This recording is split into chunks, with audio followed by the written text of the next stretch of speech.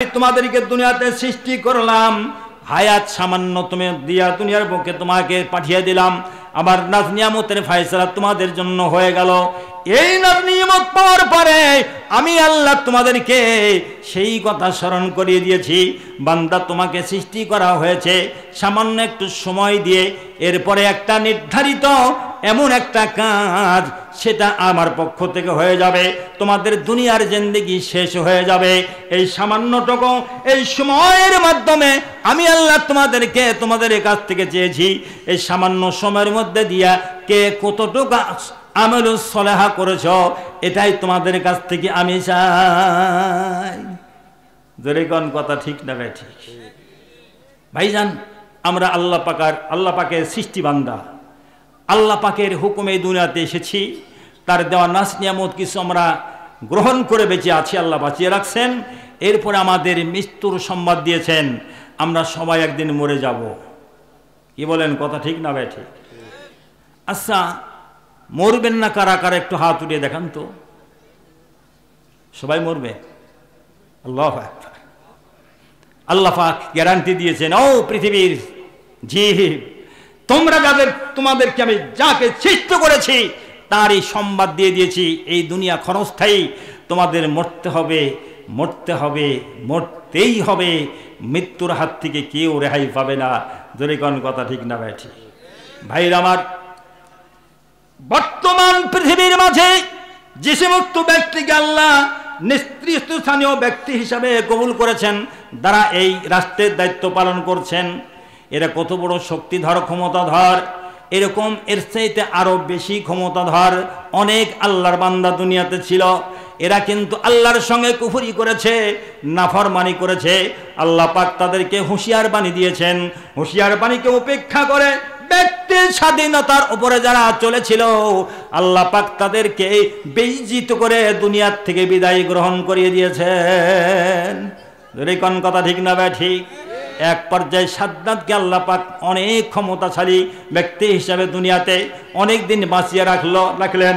এরপরে সাদ্দাত বলতেছে, শোনো, আমি এমন একটা ক্ষমতাধর, এর মাঝে আল্লাহ প্রদত্ত ওহির জ্ঞান নিয়ে যারা তোমাদেরকে দাওয়াত দেয়, ওরা তো শুধুমাত্র বলছে, আর এটা কবে পাওয়া যাবে তা তো ঠিক তারা বলতে পারে না।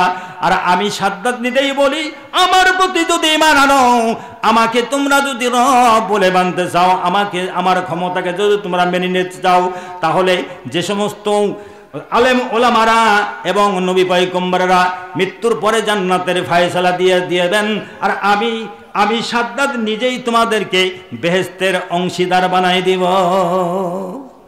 লোকজন বলতেছে, যদি তাই হয়, নগদ যাহা হাত পেতে লাও, বাকিরি খাতাই শূন্য থাক, দূরের বাদ্য লাভ কি শোনে, মাঝখানে যার বেজাই ফাঁক।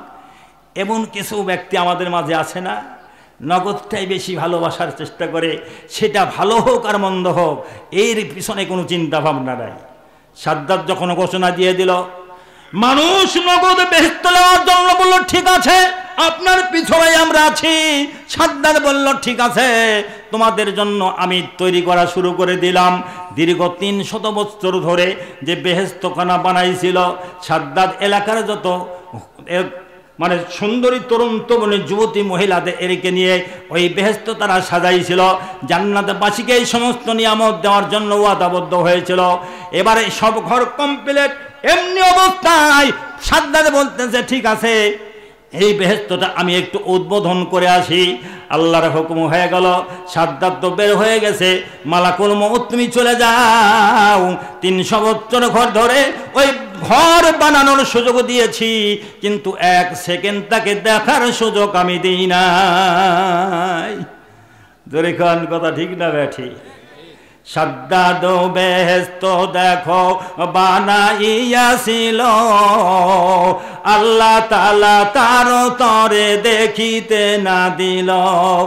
রহিল বেহেশতে ভরা নানা চমৎকার, এদিকে সে চলে গেল পরকালের বাসিন্দা। ভাইরা আমার, জনমের মতো সব আশা ভরসা সব শেষ হয়ে গেল যখন মালাকুল মউত এসে সাদ্দাতের সামনে দাঁড়াইল। বিকট আকৃতি, দেখে তার ভয়ে কম্পিত হয়ে থরথর করে কাঁপতে আছে। বলে আপনি কে? এবার বলছে আনা মালাকুল মউত। অবস্থা কেমন হইতে পারে? ধরে খাওয়া। এবার সাদ্দাত বলছে আমি জানি আপনি এসে গেলে কোনো সুযোগ নাই, তবে একটা আপত্তি আমার আছে। আমাকে কয়েক সেকেন্ডের জন্য হলো এই যে ঘর একটু গেটটা পার হয়ে একটু সময় আমাকে দেন পার হওয়ার জন্য। বলে না, ওয়ালাই ইউআখিরুল্লাহু নাফসান ইজা জাআ আযালুহা। আমরা সালাতে পড়ি না আয়াত? ভাইরা আমার, এত তেলাওয়াতের পরে আমাদের এখনো বুঝে আসে না। আমার ভাইরা বলতেছিলাম এই দুনিয়ার থেকে চলে যাব, আত্মীয় স্বজন সব দুনিয়াতে থেকে যাবে, আমাকে এমন একটা জায়গায়, এমন একটা আবাসস্থলে রাখার জন্য সবাই মনোযোগ হয়ে চেষ্টা চালাতে থাকবে। এক পর্যায়ে সে এমন নিকটতম সে ব্যক্তি বলবে, আমাদের অনেক প্রিয় মানুষ ছিলেন, না না না তিনি মারা গেছেন, অনেক সময় হয়ে গেছে, এখন তাকে দেরি না করে তাড়াতাড়ি আপনারা কাফন দাফনের ব্যবস্থা করুন। ধরে কান কেউ রাখতে চাই নাকি? ভাইরা আমার, আপনাকে আমাকে যখন এইরকম মৃত্যুর হুকুম আল্লাহ পাক পাঠিয়ে দিবেন, এমন এক জায়গায় যেতে হবে, সেই জায়গা এত গ্যারান্টিযুক্ত ভাইরা আমার, অবিশ্বাস করার কোনো সুযোগ নাই। আল্লাহ রাসূল সাল্লাল্লাহু আলাইহি ওয়াসাল্লাম বলেন, ও আমার উম্মতরা খবরদার হয়ে যাও, যে কবর তোমাকে দৈনন্দিন জীবনে দৈনিক 24 ঘন্টার মধ্যে 70 বার করে ডাকে, ও দুনিয়ার বাসিন্দা, ও দুনিয়ার মানুষ, তোমরা আমাকে ভুলিও না, আমি একার ঘর, আমি সঙ্গী সাথী। এই জায়গাতে তোমাদের আসতে হবে। এই জায়গায় শুধুমাত্র এসে আসার পরে কোন ব্যক্তি আমার শাস্তির থেকে রেহাই পাবে? যে ব্যক্তি ঈমান নিয়ে আল্লাহর হুকুম পালন করে আমালুস সালেহা নিয়ে যারা আসবে, আর তাকে এই পরিবেশে শুধুমাত্র 3টা প্রশ্ন করা হবে। কয়টা প্রশ্ন? সব আপনাদের জানা কথা বলছি ভাইরা আমার, সবই জানা কথা বলছি। আল্লাহ রাসূল সাল্লাল্লাহু আলাইহি ওয়াসাল্লাম বলেন, ইজা উকবিরুল মাইয়িতু আতাহু মালাকানে আসওয়াদানে আযরাকানে। আল্লাহ রাসূল বলেন, মানুষ যখন মারা যাবে তাকে দাফন কার্য সম্পন্ন করা হবে। ওই কবরের মাঝে 2জন কুৎসিত আকারের ফেরেশতা এসে ইজলাসানে তাকে বসানো হবে। 2জনই তাদেরকে বসিয়ে এবার বলবে ফায়াকুলানে, তারা জিজ্ঞাসা করবে, তারা জানতে চাবে মার রব্বুকা, তোমার রবকে। এত ছোট্ট প্রশ্ন, এই মুহূর্তে যারা আমার সামনে বসা আছেন তাদেরকে যদি আমি জানতে চাই, ভাইজান বলুন তো আমাদের রবকে? সবাই আপনারা বলবেন তো আল্লাহ। ভাইরা আমার, এত সহজ প্রশ্ন।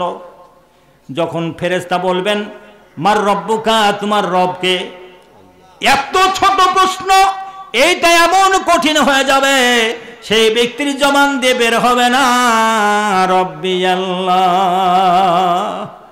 তার কারণটা কি? অপরাধটা কি ছিল? অপরাধ ছিল এই, আজকের এই মাহফিল যে উদ্দেশ্যকে সামনে করে এই মাহফিলের আয়োজন করা হয়েছে, সেটা হলো মসজিদ ঘর। দৈনন্দিন 24 ঘন্টার মধ্যে সেখান থেকে মুয়াজ্জিন সাহেব নিযুক্ত করা আছে, ওই ব্যক্তিদেরকে সাবধান বানিয়ে দেওয়ার জন্য, আল্লাহর হুকুম পালন করার জন্য।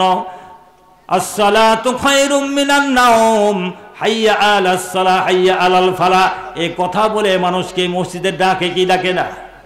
ভাইরা আমার, এরপরও যারা অমনোযোগী হয়ে ফজরের সময় আযান শোনার পরে আসসালাতু খায়রুম মিনান নাওম শোনার পরে যারা ঘুমিয়ে থাকে, আসসালাতু খায়রুম মিনান নাওমের পরে যারা ঘুমকে ত্যাগ করতে পারে না, বিছানা ছাড়তে পারে না, ওই ব্যক্তিকে আল্লাহ রাসূল বলেছেন 2টে ওয়াক্তের সালাত মুনাফিকের জন্য অত্যন্ত কঠিন।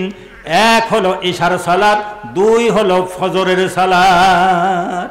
ভাইরা আমার, যারা ফজরের আজান শোনার পরে বিছানা থাকতে পারে না, এই ব্যক্তিকে মুনাফিক রাসূল সাল্লাল্লাহু আলাইহি ওয়াসাল্লাম বলেছেন, মুনাফিকি অবস্থায় যারা জীবন কেটে কেটে জীবনের সময়গুলিকে হারিয়ে দিবে, ওই ব্যক্তি যখন কবরস্থ হয়ে যাবে আল্লাহর হুকুমকে প্রত্যাখ্যান করেছিল, যার ফলে এই ছোট্ট প্রশ্নের জবাব তার জবান দিয়ে বের হবে না। জবান খুলে তারা বলবে হা হা লা আদরি, আয় আফসোস, আমা কি কি বলছেন আমি জানি না, বুঝি না, এই করে আফসোসের কথা বলতে থাকবে। যখন 3টি প্রশ্ন করা হবে, জবাব যদি না পাওয়া যায়, এবার আল্লাহ রাব্বুল আলামিন নবী বলেন, আল্লাহর নবী সাল্লাল্লাহু আলাইহি ওয়াসাল্লাম বলেন, ও আমার উম্মতেরা, এই 3টা প্রশ্নের জবাব না যদি তুমি দিতে পারো, এবার আকাশ থেকে এমন একটা আওয়াজ তোমার কানে এসে পৌঁছে যাবে, ক্বালা ফায়ুনাদি মুনাদি মিনাস সামায়ে আন সাদাকা আবদি। যদি তোমরা প্রশ্নের জবাব দিতে পারো তাহলে অভয় বাণী তোমার কাছে চলে আসবে, আমার বান্দাকে যা প্রশ্ন করেছ সঠিক অ্যানসার দিয়ে দিয়েছে, আমি তার সম্পর্কে জানিয়ে দিলাম, ঘোষণা দিয়ে দিলাম, ফাআফিসহু মিনাল জান্নাহ ওয়াফতাহুলাহু বাবা ইলাল জান্নাহ। আমি ঘোষণা দিয়ে দিলাম আমার এই সুন্দর বান্দার জন্য, আমার মনোনীত বান্দার জন্য আমি হুকুম দিয়ে দিলাম, তাকে জান্নাতি পোশাক পরিয়ে দাও, তাকে জান্নাতি পোশাক পরিয়ে দাও, তার কবরের সাথে জান্নাতের দরজা অ্যাড করে দাও। জোরে সরে কান সুবহানাল্লাহ।